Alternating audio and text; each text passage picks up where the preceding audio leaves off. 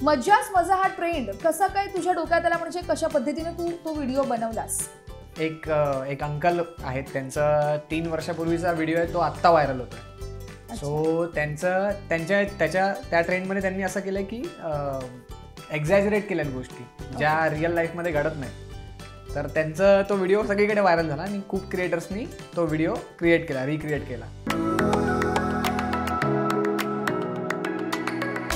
नमस्कार, मी वर्षा नलवडे आणि आपण पाहताय लोकशाही मराठी. सोशल स्टारच्या या नव्या एपिसोडमध्ये आपल्यासोबत आज जोडला जातोय मज्जाच मज्जा हा ट्रेंड ज्यानं सुरू केलाय तो ओमकार कदम. आपण त्याच्याकडूनच जाणून घेऊयात हा ट्रेंड नेमका त्याने कसा सुरू केला आणि त्याची ही जर्नी नेमकी कशी सुरू झाली आणि आतापर्यंत कुठपर्यंत पोहोचली त्या संदर्भातली. तर ओमकार, सर्वप्रथम तुझं लोकशाही मराठीमध्ये मी स्वागत करते. मज्जाच मजा हा ट्रेंड कसा काय तुझ्या डोक्यात आला, म्हणजे कशा पद्धतीने तू तो व्हिडिओ बनवलास? थँक्यू. सर्वप्रथम ॲक्च्युली मजाच मजा एक अंकल आहेत, त्यांचा 3 वर्षापूर्वीचा व्हिडिओ आहे, तो आत्ता व्हायरल होतोय. सो त्या ट्रेंडमध्ये त्यांनी असं केलं की एक्झॅजरेट केल्यात गोष्टी ज्या रिअल लाईफमध्ये घडत नाहीत. तर त्यांचा तो व्हिडिओ सगळीकडे व्हायरल झाला आणि खूप क्रिएटर्सनी तो व्हिडिओ रिक्रिएट केला हिंदीमध्ये. पण मराठीमध्ये फर्स्ट टाइम मीच केला तो. आणि त्याच्यामध्ये थोडासा वर्ड प्ले केला की रिअल लाईफ किंवा ज्या गोष्टी आपण फक्त इमॅजिनच करू शकतो, तर ते केलं आणि मग ते लोकांना खूप आवडलं. लोकांनी खूप अप्रिशिएट केलं. तो व्हिडिओ तुझा खूप व्हायरल झालेला देखील दिसतोय. खरं तर खूप छान तुझं जर फीड पाहिलं इंस्टाग्रामचं तर खूप छान छान व्हिडिओज बनवलेत. तुला या संपूर्ण व्हिडिओज बनवत असताना नेमकी आयडिया कुठून येते, किंवा मग कंटेंट कोणी सजेस्ट करतं, मित्रमंडळी कोणी सजेस्ट करतात, की मग तू सगळा कंटेंट तूच लिहितोस आणि तूच तो इम्प्लिमेंट करतोस?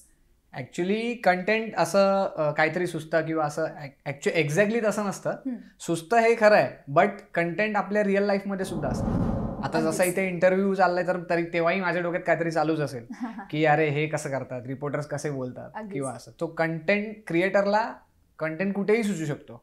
फक्त तुम्हाला ते नोट डाऊन करणं खूप इम्पॉर्टंट आहे की आत्ता काहीतरी सुचलं आणि उद्या काहीतरी वेगळंच केलं, असं आहे. सो कंटेंटचं इन्स्पिरेशन हे पावलापावलावरती भेटत असतं. फक्त तुम्ही त्याला कंटेंट म्हणून बघितलं पाहिजे आणि रिअल लाईफ ऑब्झर्वेशन मधूनच कंटेंट मोस्टली निघतो. तुझी या जर्नीची सुरुवात कशी झाली? पहिला व्हिडिओ बनवताना नेमकं काय डोक्यात होतं? म्हणजे हा व्हिडिओ आपल्याला बनवायचा आहे, लोकांपर्यंत असं पोहोचायचं आहे, किंवा मग या व्हिडिओमधून आपल्याला अशा पद्धतीने लोकांना एखादी गोष्ट डिलिव्हर करायची आहे, नेमकं कसं सुचलं तुला? एकदम स्टार्टिंग पासून बोलायचं झालं तर अगोदर आम्ही युट्यूब केलं. आम्ही युट्यूबवरती व्हिडिओज चालू केले. त्याच्या पण अगोदर NSS मध्ये म्हणजे होतो आम्ही कॉलेज टाइम्सला. सो तिथूनच थोडंफार ॲक्टिंगमध्येच काहीतरी परस्यू करायचं वगैरे असं होतं. आणि प्रत्येक सोशल मीडिया प्लॅटफॉर्म आहे त्याच्यावरती मी थोडीशी लेटच एंट्री केली. पण टॅलेंट होता, पण अगोदर थोडं नाही करायचं, म्हणजे थोडा डिले झाला प्रत्येक गोष्टीमध्ये. सो टिकटॉकवरती माझे बऱ्यापैकी फॉलोअर्स होते, अराउंड 1,25,000 समथिंग फॉलोअर्स होते. पण टिकटॉक बंद झालं. त्यानंतर परत यूट्यूबवर आलो. मग नंतर इन्स्टाने रील्स लॉन्च केला काहीतरी 2020ला. पण त्याच्यावरती पण खूप लेट एंट्री मारली. अगोदर आम्ही लक्ष न द्यायचो या सगळ्या गोष्टींकडे. कॉन्टेंट क्रिएट करायचो पण मेनली यूट्यूबवर, कारण यूट्यूबर्स लोकांसाठी खूप रिस्पेक्ट दिली जाते त्यांना. सो असं करत थोडं पहिल्या स्टार्टिंगला ग्रुप्समधून रील्स करून सुरुवात केली. बट रील्सच्या जेव्हा टेक्निकल गोष्टी माहिती पडल्या ना, तेव्हा खरी मजा यायला लागली की रील्समध्ये तुमचा एक पॅटर्न असावा लागतो. कुठल्याही व्हिडिओ बनवण्यामध्ये तुमचा एक पॅटर्न असावा लागतो, ज्याच्यामध्ये तुम्ही ह्युमर दाखवताय किंवा वॉट एव्हर तुमचा जो काय पॅटर्न असेल तो. तर मग त्याच्या थ्रू मला माझा स्वतःचा पॅटर्न शोधायला खूप वेळ लागला. मग जेव्हा तो मला भेटला, मग ते तसेच व्हिडिओ मी रिपीट की अरे हा एक कॅरेक्टर आहे की हा कसं करेल, हा फ्रस्ट्रेटेडच आहे तर फ्रस्ट्रेटेड आहे, हा आनंदी आहे तर आनंदीच आहे. मग असं करत रील्स बनवत गेलो. बरं, तू जसं आता सांगितलंस की पॅटर्न, तर तू जे पॅटर्न तुझ्या ज्या व्हिडिओज बनवण्याचं जे पॅटर्न आहे, जे एडिटिंग आहे, तू स्वतः एडिटिंग करतोस की तुझ्या मित्रांकडून वगैरे एडिट करून घेतोस, किंवा मग तुला जर हे सगळं एडिटिंग येत असेल तर ते कशा पद्धतीने शिकलास, की कसं, म्हणजे कोर्स वगैरे केलास कुठे, की कसं काय झालं? नाही, एडिटिंग स्वतःच शिकलो. ॲक्च्युली मोठे व्हिडिओज जे असतात ते आमचा एक एडिटर आहे अमित तांदळे म्हणून, तर तो एडिट करतो PC वरती वगैरे. बिकॉज यूट्यूबचे व्हिडिओ मोबाईलमध्ये एडिट करणं तितकं सोपं नाही आहे.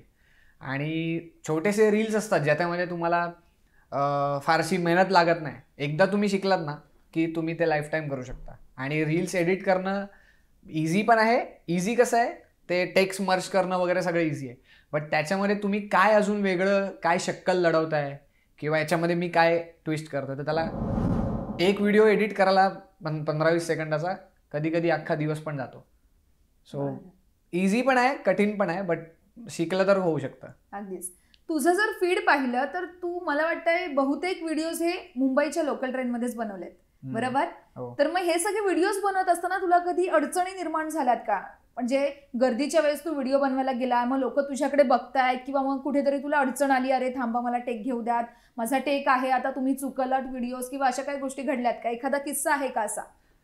ऍक्च्युली ट्रेनचे व्हिडिओज बनवताना नाही आलं तसं, कारण की जे ट्रेनमध्ये शूट केलं ते मोस्टली दुपारच्या टायमाला केलंय. बिकॉज गर्दीमध्ये तुम्ही शूट करायला जाल तर तुम्ही शूट कराल, मोबाईल तुमचा गायब होईल. अगदीच. आणि जनरली ट्रेनमध्ये नाही आलंय, बट इतर ठिकाणी आलंय. जसं आता समजा फॉर एक्झाम्पल मी क्रिएटर आहे, तर हे जरुरी नाही की मी सगळ्यांसमोर काहीही करेन किंवा कसं आहे. क्रिएटर्स लोक पण इंट्रोवर्ट असतात, मी पण आहे. तर त्रास असा नाही, बट उगाच काहीतरी बोलणारे लोक असतात किंवा काय करतायत हे. पण एक मी बघितलं, जर तुम्ही त्या लोकांकडे लक्ष दिलं किंवा हे असं ह्या गोष्टीमध्ये इंट्रोवर्ट झालात, तर लाईफमध्ये काही परस्यू नाही करू शकत तुम्ही. म्हणजे ॲटलिस्ट ह्या फील्डमध्ये तरी. म्हणजे प्रत्येक क्रिएटरला किंवा ॲक्टरला निर्लज्ज असावंच लागतं किंवा बनावं लागतं. त्याचं पण वेगळं कोणाकडून तरी शिकलात तरी चालेल. बट आणि त्रास म्हणाल तर असा ॲज सच काय मोस्टली झाला नाही, कारण की पब्लिक प्लेसमध्ये करताना आपण तेवढी हे करतो, दक्षता घेतोच. आणि ट्रेनमध्ये जी पण मी व्हिडिओज बनवले त्याची गर्दी जी क्रिएट आम्ही स्वतःच केली ती. अच्छा, तुझेच मित्र वगैरे सगळे एकत्र येऊन. ओके. पण ते वाटत नाहीये, ते असं वाटतं की तू ट्रेनमध्ये जनरली प्रवाशांसोबतच बसून ते व्हिडिओज बनवले. ऍक्च्युली ते मित्र म्हणजे एक जो माझा व्हिडिओ व्हायरल झाला होता, ते मित्र नाही आहेत आमचे. ते तिथेच व्हिडिओ बनवत होते त्या प्लॅटफॉर्मवरती, आणि त्यांनी माझ्याकडून एक हेल्प मागितली की तू मला एक बॅग देशील का थोडा वेळ. म्हटलं ठीक आहे, बॅग घ्या, मग तुम्ही पण या रीलमध्ये. मग मी त्यांना घेऊन ती गर्दी क्रिएट केली आणि तो पूर्ण रील बनवून घेतला. आणि त्यांना सुद्धा हे एक्सपेक्ट नव्हतं की तो इतका व्हायरल होईल. बरं, तुला व्हिडिओ बनवताना कोणती अडचण आली नाही, किंवा मग नेगेटिव्ह गोष्टींचं तू म्हटलास की त्या गोष्टींकडे आपण लक्षच देऊ नये, ते बरोबर आहे. पण तुला कधी व्हिडिओजला जे बॅड कमेंट्स येतात किंवा मग ज्या अशा गोष्टी असतात, त्या गोष्टींकडे तू कशा पद्धतीने पाहतोस? कधी कधी खूप तळपायची आग मस्तकात जाते. म्हणजे अरे हा कोण आहे, कुठेतरी बसलाय आणि काय कमेंट करतोय असं. मग स्टार्टिंगला मी ॲक्च्युली कमेंटकडे लक्षच नाही दिलं पाहिजे. कुठल्याही क्रिएटरनी कमेंटकडे लक्ष दिलं नाही पाहिजे. पण कधी कधी असं ऑफेंड व्हायला होतं की अरे हा काय असं बोलतोय. तर एक जो ट्रेनचा व्हिडिओ तुम्ही त्याच्याबद्दल बोलताय, त्याच्यावरती एक कमेंट होती की फालतू व्हिडिओ.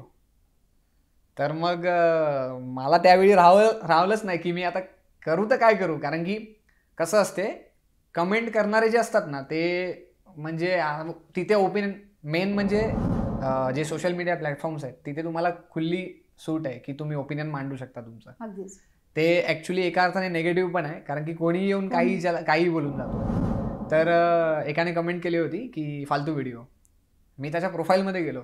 म्हणजे असं मी करत नाही जनरली, बट तेव्हा मला माहित नाही की तेव्हा काय झालं होतं, कारण की इतकं अप्रिशिएट केली आहे गोष्ट लोकांनी आणि त्याच्यावर तुम्ही असं कमेंट करताय. मी त्याच्या प्रोफाईलमध्ये गेलो, त्याच्या प्रोफाईलमध्ये एकच फोटो होता त्याने टाकलेला. मी त्याच्या फोटोच्या खाली कमेंट केली, फालतू फोटो. सो अशा प्रकारे हे. आणि मेन म्हणजे कमेंट करतात ना ते लोक कॉन्टेंटला कॉन्टेंट म्हणून घेत नाहीत. त्याला कॉन्टेंटला तुम्ही एंटरटेनमेंट म्हणून घ्या. कॉन्टेंटमधून काहीतरी शिकायला भेटेल किंवा काय असं, हे एकदम चुकीचं आहे बघायला गेलं तर. आणि जे सोशल मीडिया इन्फ्लुएन्सर्स हे स्वतः कधी क्रिएटर म्हणत नाही की मी सोशल मीडिया इन्फ्लुएन्सर्स आहे, किंवा मी असं म्हणत नाही की माझ्या व्हिडिओतून काहीतरी शिका किंवा काही करा. फक्त कॉन्टेंटला कॉन्टेंटच्या नुसार घ्या, एंटरटेन व्हा. नाही आवडला स्किप करा. तुम्ही शेवटपर्यंत व्हिडिओ बघता आणि त्याच्या खाली कमेंट करता. सो दॅट इज, तुम्ही करताय का स्वतःच्या काय आयुष्यात? खूप छान ओमकार, तू अशा पद्धतीने निगेटिव्ह लोकांना इग्नोर करतोस, या गोष्टी सांगतोस. खरं तर आपल्या आयुष्यात देखील अनेक निगेटिव्ह गोष्टी असतात आणि निगेटिव्ह गोष्टींकडे आपण किती लक्ष द्यायचं, आपण त्यांना किती एंटरटेन करायचं, खरं तर आपल्याचवरती डिपेंड असतं. ओमकार, तू एवढा मोठा फॉलोअर्सचा टप्पा पार केलायस, मग कशा पद्धतीने, म्हणजे तुझी सुरुवात ज्यावेळेस झाली होती तेव्हा तुझं एम काय होतं, एवढ्या फॉलोअर्सचा टप्पा पार करून नंतर काय करायचंय, किंवा मग तुझे एवढे जे फॉलोअर्स वाढले आहेत ते फॉलोअर्स एका झटक्यात वाढले आहेत की एखाद्या व्हिडिओने वगैरे, एखादा असा जो आपल्यासाठी माइलस्टोन ठरतो की हा बाबा या व्हिडिओने माझे खूप फॉलोअर्स वाढले आहेत? ॲक्च्युली माइलस्टोन तर तो तेच झालाय की एक आता रिसेंटली व्हिडिओ जो तुम्ही बोललात की मजे मजे, तो वाला व्हायरल झाला, त्याच्यामुळे सगळ्यांच्या नोटीसमध्ये आलो. बट म्हणजे सोशली आधी सुद्धा फेमस होऊ शकत होतो किंवा फॉलोअर्स वाढवू शकत होतो. बट सिच्युएशन अशी होती की घराकडे लक्ष द्या किंवा रिस्पॉन्सिबिलिटीज आहेत त्यांच्याकडे बघा, ते सगळं मॅनेज करून हे करायला लागतं. आणि म्हणजे खूप कमी लोक आहेत ज्यांना अशी सिच्युएशन आले. बरेचसे क्रिएटर्स असे ज्यांना पहिल्यापासून फॅमिलीकडून काही हे नाही आहे, म्हणजे मेनली फायनान्शियल, तर त्या लोकांनी परस्यू केलं आणि ते आता बऱ्यापैकी सेट आहेत. किंवा ते म्हणजे जिथे मी आत्ता इंटरव्ह्यू देतोय तिथे मी खूप आधी पण देऊ शकलो असतो जर म्हणजे कुठलं असं रिस्पॉन्सिबिलिटीज नसत्या असं. सो म्हणजे फॉलोअर्स गेन करणं खूप इझी आहे. बट जेव्हा तुम्ही एक बोलतात ना एक पॅटर्न समजाल किंवा पूर्ण लक्ष द्याल ह्या गोष्टीकडे, तेव्हा इझी आहे फॉलोअर्स गेन करणं, काही खूप मोठी गोष्ट नाही आहे. आणि रिसेंटलीच माझे खूप म्हणजे जेवढे माझे गेल्या पास्ट इयर्समध्ये वाढले नव्हते तितके रिसेंटली एका महिन्यात माझे फॉलोअर्स वाढले. तू जसं सांगितलंस रिस्पॉन्सिबिलिटीज असतील किंवा मग ज्या गोष्टी असतील घरातले कशा पद्धतीने सपोर्ट करतात, हे व्हिडिओज वगैरे बनवतोस या सगळ्या गोष्टींना? घरातले खूप प्राऊड फील करतात. म्हणजे स्टार्टिंगला नव्हते, कारण की त्यांना माहित नव्हतं मी काय करतोय. बट त्यांना माहिती होतं की हा काही करतो, हा वेगळं काहीतरी करतोय असं. आणि म्हणजे मी घरात सध्या मी मोठा भाऊ आहे, माझा लहान भाऊ सुद्धा आहे.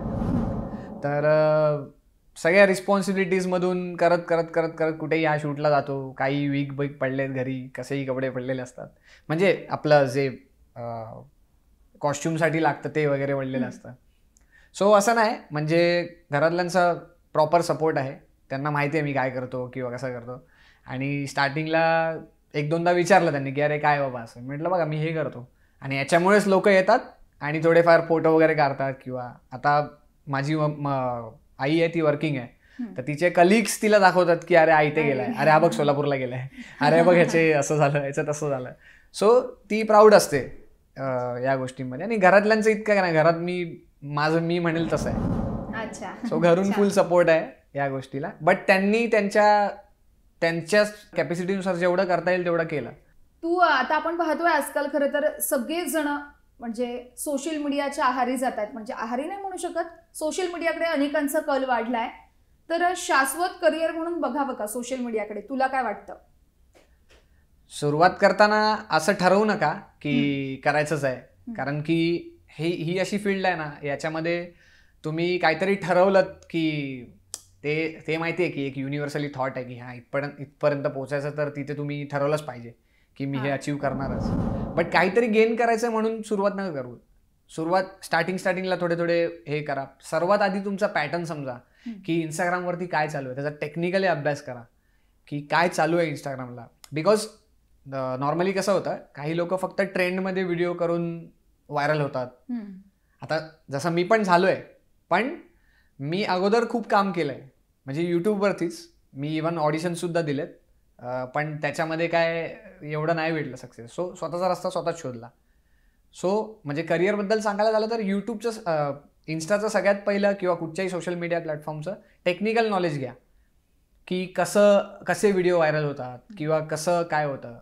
आणि एक स्वतःचा पॅटर्न शोधा की हां बाबा मी रिलेटेबल व्हिडिओ करतो तर मी रिलेटेबलच करतो, किंवा तुम्ही ज्याच्यामध्ये बेस्ट आहेत ना ते करा. आणि करिअरचं म्हणाल तर अगोदरच मी ठरवलं की मला याच्यातून पैसे कमवायचे आहेत, तर मी कन्फ्यूज होतो. अगोदर स्वतःची ऑडियन्स बिल्ड करा. जी तुम्ही म्हणाल मी ही टी शर्ट घातले तर ते लोक टी शर्ट घालणार. तुम्ही ऑडियन्स बिल्ड केलीत ना, मग आपोआपच तुमच्याकडे ब्रँड्स, प्रमोशन्स हे सगळे येणार. आणि करिअर म्हणजे काय असतं, म्हणजे असं करिअरला फक्त जेव्हा आपण पुस्तकी अभ्यास वगैरे करतो तेव्हाच करिअर म्हणजे असतं की ही डिग्री भेटली आपल्याला असं. पण मेनली करिअर काय असतं की मी माझ्या मनात एक गोल सेट केला आणि मी तिथपर्यंत पोहोचलो. सो माझ्यासाठी ते करिअर आहे. सो सोशल मीडिया म्हणजे सांगायचा मुद्दा असा की सोशल मीडियाला तुम्ही करिअर म्हणून चूज करू शकता. बट स्टार्टिंगला थोडासा बॅलन्स करण्यासाठी साईड बाय साईड पण काहीतरी करा आणि त्यानंतर एक टाइम असा येईल जेव्हा तुम्हाला साईड बाय साईडच्या गोष्टी पूर्णपणे कमी करून फुल टाइम तुम्ही लक्ष देऊ शकता सोशल मीडियाकडे, आणि याच्यामध्ये खूप पैसा आहे. बरं, तू सांगितलंस करिअरचं, पण आता आपण तुझ्या शाळेच्या दिवसांमध्ये जाऊयात, तुझ्या लहानपणामध्ये जाऊयात. तुला म्हणजे लहानपणापासूनच या गोष्टींची आवड होती की मग ते आता इन्स्टा आणि हे सगळं बघून आवड निर्माण झाली आहे? लहानपणापासूनच आवड होती. शाळेमध्ये असताना सिंगिंग वगैरे करायचो मी, म्हणजे प्रत्येक संमेलनामध्ये मेन लीड सिंगर मीच असायचो. सो सिंगिंगनी सुरुवात झाली. पुढे येस म्हणजे पुढे पुढे जसं जसं मॅच्युअर होत गेलो तसं जसं मी स्टार्टिंगला सांगितलं, कॉलेजमध्ये एक NSS नावाची संस्था होती, त्याच्यामध्ये स्ट्रीट प्लेज व्हायचे. त्याच्यामध्ये एक गाव अडॉप्ट करतात आणि त्याच्यामध्ये स्ट्रीट प्लेज होतात. सो तिथे मला स्टेज फिअर होता आधीपासूनच, सिंगिंग करायचो तेव्हा पण होता, पण तिथे स्ट्रीट प्लेज व्हायचे. रोज एक स्ट्रीट प्ले करायलाच लागायचा. तुम्ही तुमचा कॉन्सेप्ट बिल्ड करा आणि तिथे करा. सो तिथून सुरुवात झाली. खरं तर ॲक्च्युली सुरुवात कॉलेजपासून झाली, की जिथे तुम्ही ॲक्टिंगमध्ये कलाकार म्हणून काय करू शकता असं. मग त्यानंतर आमच्या कॉलेजच्या मित्रांनी मिळून सिरीज बनवल्या यूट्यूबवरती. मग असं करत करत करत मग एक एक प्लॅटफॉर्म चेंज करत गेलो. जसं FYला आलो, तिथून आम्ही एक नॅशनल सर्व्हिस स्कीम नावाची एक संस्था असते जी युनिव्हर्सिटी लेवलला काम करते. त्यांचे स्ट्रीट प्लेज होतात, तर त्या स्ट्रीट प्लेमध्ये स्वतःची क्रिएटिव्हिटी करून स्ट्रीट प्ले करायचे असतात. रोज 7 दिवसाचा कॅम्प असतो त्याच्यामध्ये. सो त्याच्यामध्ये मी रोज स्ट्रीट प्ले करून स्वतःची कॉमेडी वगैरे दाखवून किंवा ॲक्टिंग दाखवून त्याच्यामध्ये स्ट्रीट प्लेस केले, आणि तिथून त्या कॅम्पच्या एंडला एक अवॉर्ड असतो, तो बेस्ट ॲक्टर अवॉर्ड मला भेटला त्या कॅम्पमध्ये.